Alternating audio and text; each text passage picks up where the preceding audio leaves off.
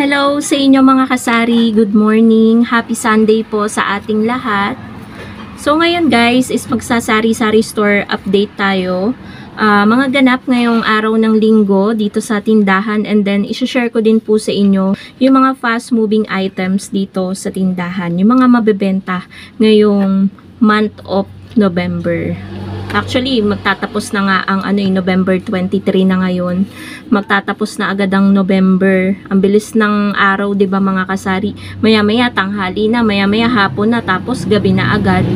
So, meron akong inaantay mga kasari na parcel, pero iba-vlog natin 'yun ng bukod.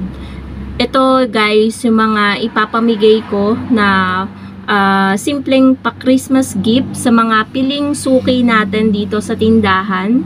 Hindi siya pricey mga kasari, pero bukal sa loob ko yan na ibibigay ko sa mga suki ko dito sa tindahan. At inaantay ko lang akala ko nga nung pagdating nung isang parcel na dumating dito kanina, magkasabay sila kasi parehas ng to receive. Pero hindi pala kasama doon sa dineliver sa akin kanina. Siguro baka mamaya pang mga hapon yun madedeliver. So hindi ko maisasama sa vlog na to. Kaya ibubukod na lang natin ng vlog guys. Ipapakita ko yung simpleng gift natin. Ano yan? Kapito Bianca. Wala na? Pakulita pa. Ayun nga. May bumili lang. Ayan, share ko sa inyo guys na yung mga fast moving ngayon sa tindahan. Hindi to sunod-sunod, pero ito ay 12 items dito sa sari-sari store. So, unahin ko na guys na mabenta is ang kape. Kape tsaka Milo. Ang kape tsaka Milo guys, hindi nagtatagal ngayon dito sa tindahan. Kasi ngayon guys, pansin nyo, medyo lumalamig na.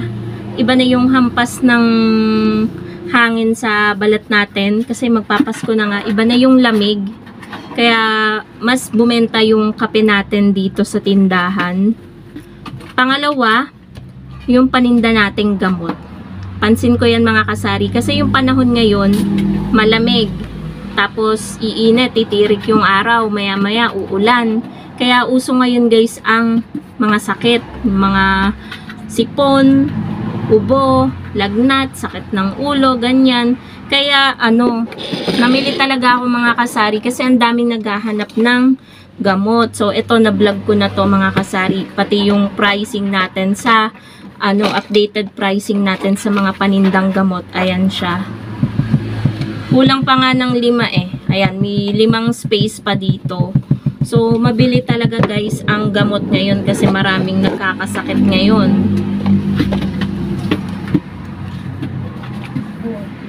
May dumaan lang guys. Pangatlo, itlog. Lagi guys akong nauubusan ng itlog. Kapag darating na yung ahente ko, siguro mga 1 day before dumating yung ahente ko, nauubos agad yung itlog natin. Buti ngayon meron pa tayong 1.5 tray dito. So, pang-apat ay noodles. Dumaan lang guys. Noodles. Yung Lucky Me beef, chicken, tsaka mga pansit canton, mabili po siya ngayon. Sa loob ng isang araw, hindi mawawala na walang bibili niyang noodles. Tapos, kapag may noodles, syempre, tuyo. Yung tuyo natin, mga kasari, ay 2 peraso na lang yung ating tuyo dito. Mabili to guys. Yung tuyo ko kasi na paninda ay wala siya masyadong kaliskes. Tapos hindi siya sobrang laki, which is yun yung gusto ng mga customer ko, yung hindi masyadong malaki na tuyo. Tapos sumunod naman guys, sigarilyo. Ayan, mga sigarilyo natin. Hindi pa rin yan mawawala sa mabenta sa ating tindahan kasi mura lang yung bentahan natin ng sigarilyo. Tapos next is hotdog. Sa lahat ng mga frozen goods ko na paninda mga kasari, ang ingay ng sasakyan, motor yun. Hotdog ang pinaka mabili mga kasari, lalong lalo na yung jumbo natin na bossing. Yan yung pinaka unang nauubos na hotdog dito or frozen dito sa aking tindahan. Next naman is yelo. Kakaubos lang guys ng yelo ko. Ang bumili kanina is pinakyaw na. Kulang pa nga ng 5 kasi lilima na lang yung natira. So, dapat halagang 50 pesos yung bibilhin na yelo. 25 pesos na lang yung nabili kasi nga ubos na.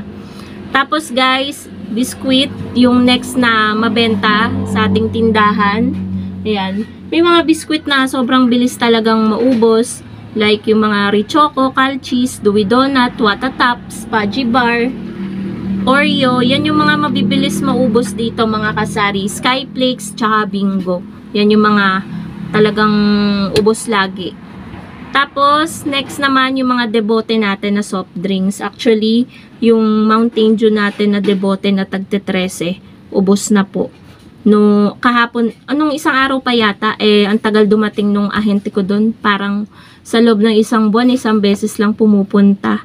Nasabi ko na yun sa kanila na dalas-dalasan naman kahit 2 beses sa isang buwan, pero ganun pa rin.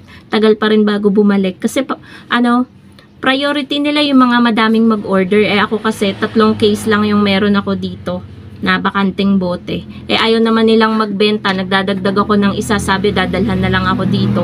Hindi naman ako dinalhan. Tapos, next mga kasari, mantika. Mantika ko dito always din na naaagad. Nauubos. Kasi, madalas may bumili dito ng bote-bote. Hindi masyadong uso dito yung kalakalhati. Talagang bote-bote kasi 35 lang naman yung bentahan natin ng isang boteng mantika. Tapos, sumunod naman mga kasari is yung condiments po natin. Sa condiments, ang mabenta po ay toyo suka, ketchup, yan po mga kasari. Tsaka, patis.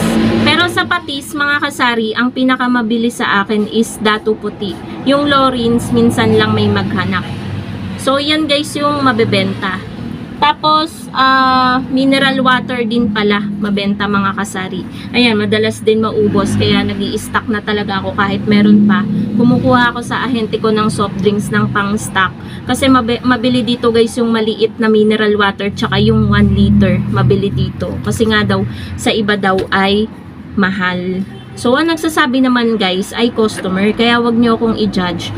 Kung lagi ko sinasabi, mura dito, tapos customer po ang nagsasabi niyan, hindi po ako. So, ayun po mga kasari, yan po yung mabebenta na items. Yan po yung mga fast moving items. May bumubusina dito sa labas, nagtitinda ng isda. Yan po yung mabebentang items dito sa Sari-Sari Store. So, ngayong Sabado, Linggo, mga kasari, medyo okay na yung kita natin sa GCash.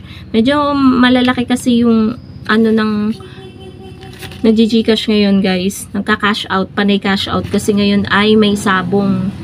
At kagandahan yan, may nagsabi sa akin kanina, kaya pala madami nagka-cash out ngayon, sarado pa yung kainan dito sa may kanto. Dito, papasok sa sabungan.